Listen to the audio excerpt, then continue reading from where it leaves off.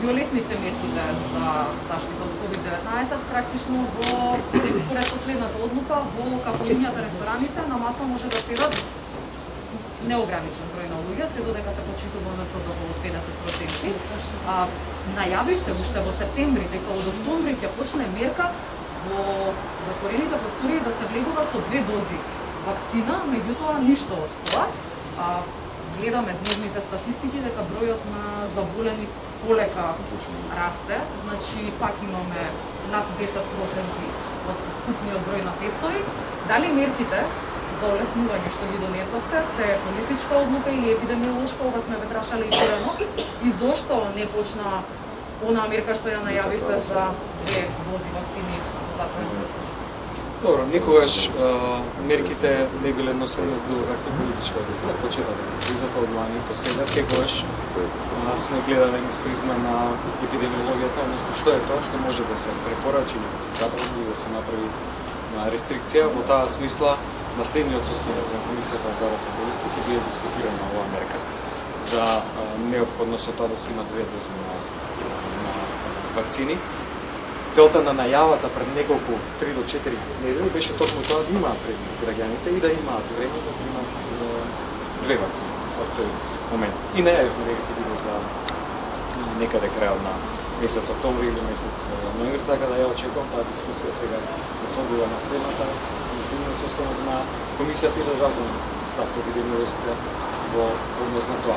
Очигледно е дека огромен е процентот на заболени кои што се невакцинирани, очигледно е дека сега вирусот се шири значајно само помеѓу невакцинираните граѓани. За жал се намали значајно интересот за вакцинација, стигнахме до некаде 800.000 граѓани кои што се вакцинирани со најмалку една доза и 760 ревакцинирани, меѓутоа високиот процент покажува дека болниците ги полнат само на вакцинирани граѓани. И затоа апелирам да се вакцинираат сите, мора да го заштитат здравјето, мора на постепено да ги враќаме сите процеси во нормала и исто така еднакво важно да го заштитиме здравствениот систем. Се уште има оделенија кои што се ковид центри не работат со основната дејност, се уште има систем на ротација во ситуација кога има вакцини на располагање. Сметам дека тоа не треба да биде сценарij и треба да се граѓаните свесни и да се заштитат себе си и да ги заштитиме здравствените капацитети сега во кадрот да работи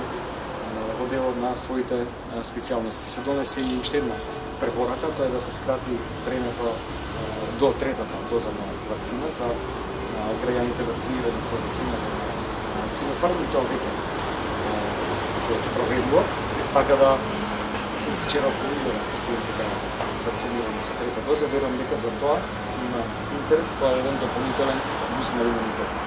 Имам уште 2 прашања, министер.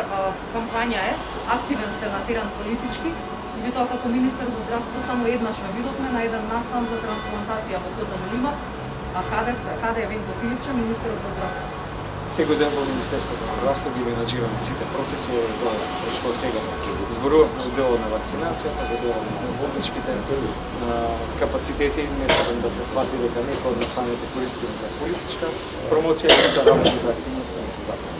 Така и на крај имаше истрага за модуларната болница, резултатите ги слушнавме, премиерот ги кажа.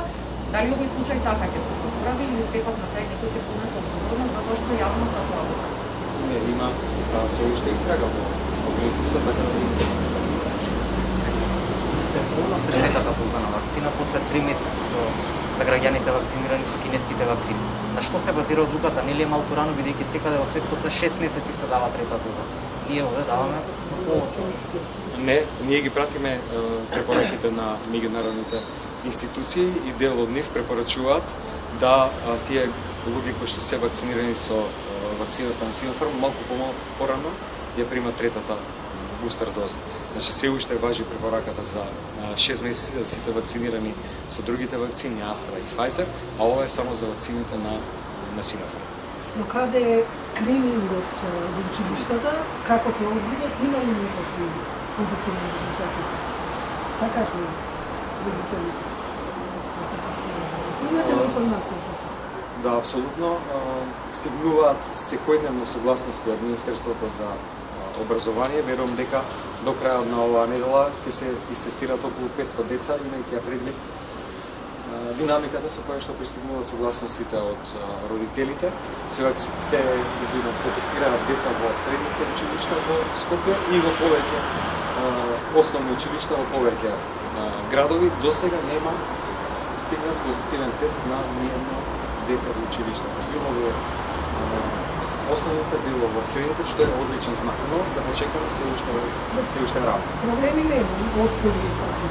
Не, како пристигнуваат согласностите, тие родители кои што не дават согласност се оди на алтернатива на друго дете во класот согласно методологијата. До сега некаков отпор нема, не верувам дека има, не би требало, апелирам да нема, да се свесте родителите дека со обичен бриз земање, кое што не е никаков ризик, како метода многу ќе научиме за ситуацијата со епидемијата денес.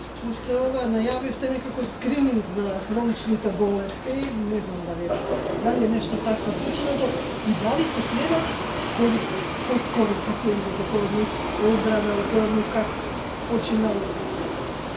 Има ли такво некакво следење? Ќе се прават ли такво? Скринингот, да. Скринингот е нешто за што разговараме со представници на Светска здравствена организација и тука ќе ги вклучиме и тие експерти и ќе трае подолго.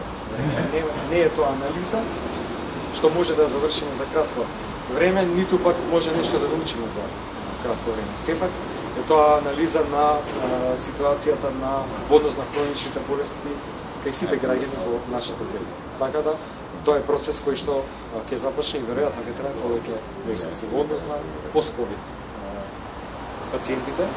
Има пациенти кои што доаѓаат со различни симптоми, кои што се манифестираат со срце или други манифестации. Клиниката за пулмологија е таа која што е референтна да ги прима, анализира, соодветно третира доколку треба пост-ковид пациентите. Нема некој значаен наплив на пациенти, нема притисок кон клиниката за пулмологија, меѓутоа има пациенти кои што се јавуваат за пред. Има ли сознание пациенти, им избил трон, починале после 3 месеци? Се води ли некаква статистика за тоа или се губат тие пациенти? Сите пациенти кои што се регистрирани како ковид пациенти, секако дека е тоа податок кој што излегол при секој повторен третман. Меѓутоа, многу е тешко да се каже доколку има и такви починали, што е директната причина за смрт. Во секој случај, тие кои што се јавуваат на преглед и кои што кажуваат барем до сега некои од карактеристичните знаци за пост-ковид состојбата, која што е манифестација на белите дробови во смисла на НАО, компјутерска томографија на белите дробови, или некаква последица на срцевата акција, некаква фиброза.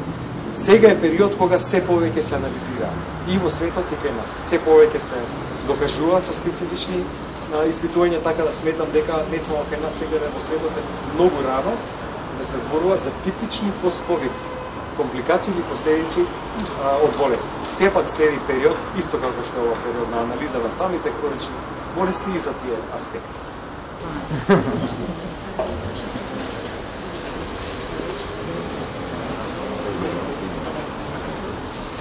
U Hrvatskoj liječenje zapravo išlo dosta u skladu kao što je išlo prije same pandemije. Ja bih rekla da se zdravstveni sustav jako dobro nekako i prilagodio i organizirao u tim situacijama.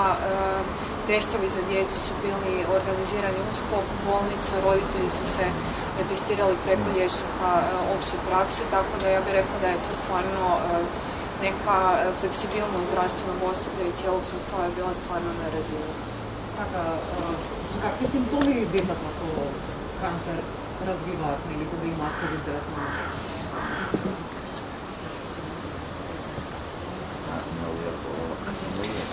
Simptomi zapravo ovise o cjelokupnom zdravstvenom stanju djeteta, kako ja nisam medicinske struke, tako da tu bi se nekako ogradila nekako iz naših iskustava, iz roditeljskih stanova, obitelji s kojima smo mi u komunikaciji, tako da reakcije su varirale, isto kao i kod odraslih, znači neko bi imao jako blage simptome, kod nekog bi se to zakompliciralo, znači ovisi o cjelokupnom imunološkom sustavu, kod nekih je prošlo dosta glatko, kod nekih s većim komplikacijama, tako da jako je teško generalizirati sad baš na svu djecu. ali definitivno je bila veći pritisak oko samih mjera, oko higijene, oko strogosti samih epidemioloških mjera koje su onda zapravo i osigurale da jako mali broj djece se zarazi. Има што околу вакцинацијата за овој тип на деца, нели, да ми каже дали кај нив се вакцинираат? Дали е препорачено? Да, и дали е препорачено. Само кон камера. Зашто? Што се? Ба мене ми е окей.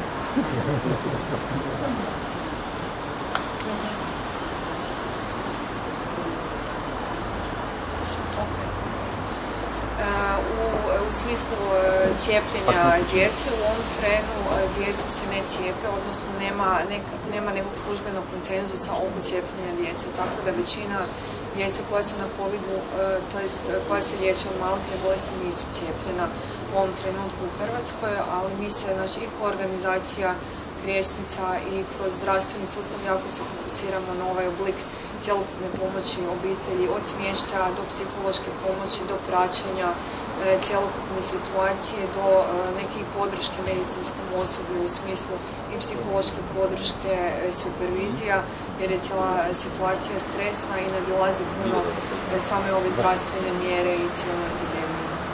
Само ако може да нам се представите. Ja sam Dunja Lačan iz udruge Krijesnica iz Zagreba u Hrvatskoj. Menadžer udruženja Srce za djecu oboljelo od raka iz Sarajeva, iz Bosne i Hercegovine. Ето исто питање, какво се искуства у Босни око лечење деца од рака кои имају COVID-19? Pa da, evo, inače Bosna i Hercegovina inače se dobro nosi kada je dječja hematonkologija u pitanju i sa liječenjem, međutim evo pandemija je dosta zaista i otežala cijeli proces liječenja, pogotovo je nekako bilo puno velikih problema u samom startu sa samim početkom negdje u martu 2020. godine kada smo se borili sa nedostatkom dezinfekcionih sredstava, sa nedostatkom zaštitne opreme i na hematonkološkim odjelima i u našim porodicama prije svega. I evo, trudili smo se zaista kroz cijelu pandemiju. Sada je nekako malo lakše, vjerojatno zato što smo se svi privikli nekako i zdravstveni sistem i država Bosna i Hercegovina, ali evo, u tom samom startu smo se zaista trudili, evo i mi kao iz nevladnog sektora, da obezbijedimo sve to što je potrebno, da pronađemo kanale i to je zaista bilo teško. Svjedočili smo svi tom haosu, nekako globalnom haosu, ali evo, uspjeli smo se nekako i izboriti i drago nam je što je nekako i zdravstveni sistem u biti dobro odgovorio kada su evo djeca sa malignim bolestima u pitanju. Oni su nekako zbrinuti vrlo brzo, zbrinuti si prvi, da tako kažem, i zaista se vodilo dosta brige i posvetilo se dosta brige poštivanju epidemioloških mjera, da se oni zaštite i imali smo zaista, evo, to je vrlo pohvalno i za medicinske timove i za ROTA i za sve oni koji su bili uključeni u taj proces, pohvalno da smo imali zaista vrlo nizak broj zaražene djece za COVID-19. Hvala Bogu, nijedan smrtni ishod se nije desio i ona djeca koja su evo i bila zaražena su nekako vrlo dobro prošla s obzirom na cijelu njihovu kliničku sliku i ono s čime se oni bore, jer evo, kao što znamo, oni su imunokompromitovani pacijenti. Sama osnovna bolest je vrlo teška i kompleksna za liječenje. COVID je samo to sve nekako, kažem, iskomplikovao, otežao, ali evo, kao što sam rekla, hvala Bogu, bez smrtnih ishoda od infekcije COVID-19. Hvala. Hvala vama. Јас сум Марија Тасев, председателка на Сдруженијето САНО. Тоа е здружение кое им помага на децата болни од карцином, кои се лекуваат при клиниката за детски болести. Имаме чест што годинава за прв пат организираме регионална конференција на која ќе размениме искуства како се третираат децата со малигнитети ако заболат од COVID или како да ги заштитиме тоа да не се случи. Ние знаеме секако дека оваа категорија на деца се исклучително ранливи поради намалениот имунитет од хемотерапијата, но и поради самата примарна болест и потребни се посебни мерки за заштита. Тоа значи дека покрај хигиената се разбира задолжителни маски, изолација, но за овие деца не е тоа ништо ново. Во текот на лекувањето тие без разлика на ковидот или не, се ставени во изолација. Значи, тие долг период носат маска, не се дружат, изолирани со средината, не одат на училиште, токму оваа организација сака да им го олесни тој пат на лекување. Тоа значи дека преку разни настани пробуваме да ги анимираме уште во болница. Имаме една психолошка работилница на која работим не со родителите и со децата. Тоа е многу важно, така полесно се поминуваат деновите и во болница, но и стресовите кои ги имаат децата таму. Се надеваме дека од оваа регионална конференција ќе го извлечеме најубавото, ќе направиме еден сублимат до каде сме ние, до каде е регионот. Слушајќи ги излагањата на гостите од Хрватска и од Босна, ние навистина може да кажеме дека сме рамо до рамо со нив. И јас сум горда на тоа што ние можеме да го понудиме на децата и се надевам дека ќе имаме што поголем број на излекувани деца од карцином. Благодариме. Марија, има ли